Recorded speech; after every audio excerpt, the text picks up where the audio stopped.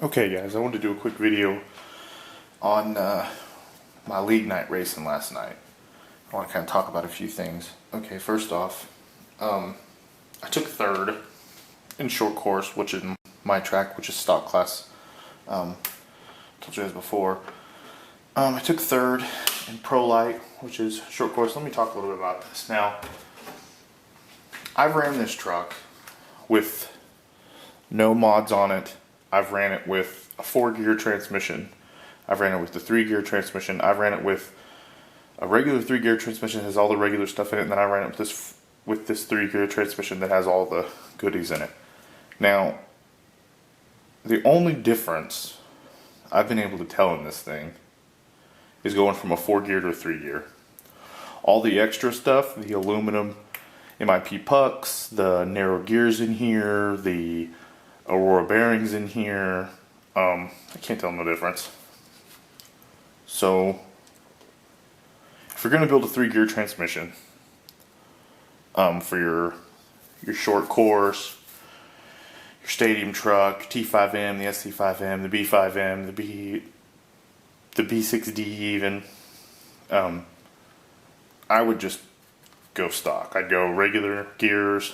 I mean, supposedly, I don't know. I mean, I'm not saying that this didn't make a huge difference. I'm just telling you that I couldn't feel the difference in the truck when I ran it. So that's kind of nothing. Oh, and something else. I'm going to do a video a little later on these Gen 8 batteries. I told you guys that. But I ran both these batteries in here. And the difference in these batteries is, other than this is 4100 milliamps and this is 3200 milliamps, is simply the weight difference, because this is a 60C, this is a 65C, so they're pretty close.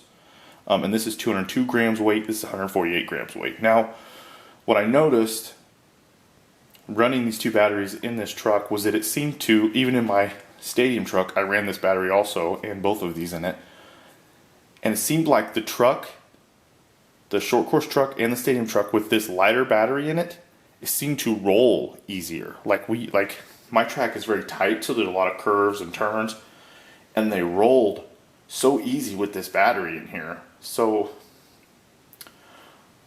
yeah, I would definitely run a heavier battery in there. Also, this is what I use for my tires, Grip Gravy. Everybody pretty much uses Grip Gravy at the track. Yeah, so I took third. It was great. The qualifiers, the heats, I didn't really do real well. I was running last on the first qualifier, and the second qualifier I took fourth, and then on the main I took third. So, but yeah, all this extra stuff, like I said, I wouldn't really jump into all this extra stuff. I mean, the biggest thing, like I don't know, I probably haven't said this before, but is a driver mod. What they call the driver mod, which pretty much means drive it, get good at it. Don't worry about buying a bunch of extra shit. But this still feels good. But yeah, I just want to do a little review. I would have done video of me racing at league night, but I raced two classes. Like I said, the short course and the stadium truck, and it's hard enough getting your batteries charged, your tires sauced, and being ready for each one of your heats and your main. It's a lot just to stay up with that, let alone trying to film anything, so I really didn't get a chance to film anything. I think later on I'll probably get my wife to come with me and help me and have her film while I kind of work, because it's, like I said, it's extremely difficult to get all your stuff up to par and stuff. And oh, and the 175 RC, the polymer pinion gear that's in here, did well, did fine. Once again, couldn't tell any difference in between it and the aluminum Trinity. I know that it's 50% less. You've seen the video I did on it, so the review on it. The polymer itself is 50% less. The numbers, I mean, I like stuff you can quantify, so the numbers don't lie. So it is 50% less rotational mass. Same way with the MIPs. They are a lot less rotational mass.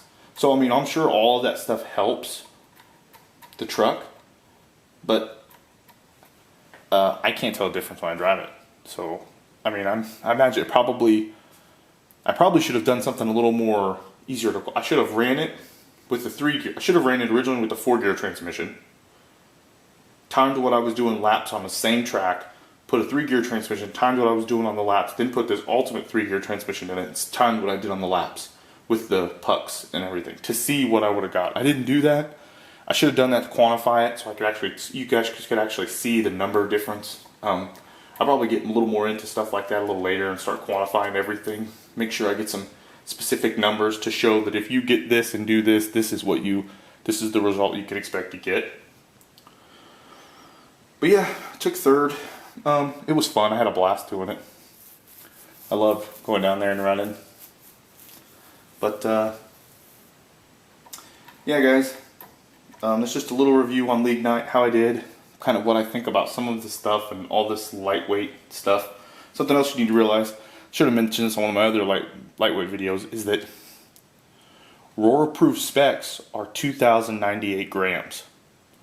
That means that your short course truck with battery, with tires, everything, body, ready to rock and roll, cannot weigh less than 2,098 grams. If it weighs less than 2,098 grams, somebody can tell on you, you pay a $10 fee, they'll go grab their truck, weigh it. If they're right, if you're right, you get your $10 back. If you're wrong, you don't get your $10. That's kind of the way I understood it. So, but the bottom line is, don't worry about all that. What you need to remember is that 2,098 grams is what your truck has to weigh, the minimum, on short course. I imagine it's different on stadium and other things, and I don't know what the numbers are on those, but yeah, so it's just a little talk about it. Maybe this information kind of helps some people. Like I said, driver mod number 1. Get good with your truck, and then I wouldn't put too much money into too many different upgrades, really. Honestly, I just don't think I don't think that all this is worth it. I mean, because I have a crap ton of money. The CMIP puck system, $75. Titanium screws, they're like $1 something each. Titanium is super expensive. Aluminum's not near as expensive. Narrow gears, they were only 15 bucks, but still that's 15 bucks. $21 for the tungsten carbide diff balls and the ceramic thrust bearing. Dude, the bearings, the Aurora bearings in this thing, 50 bucks. I mean, it adds up pretty fast, and I just don't think that if I do it again, which I have a 3-gear transmission that doesn't have all the spec'd up stuff in my stadium truck, I won't do this with it. But I won't put all this stuff on there because I just don't think it's worth it. All the money, because I couldn't tell the difference really.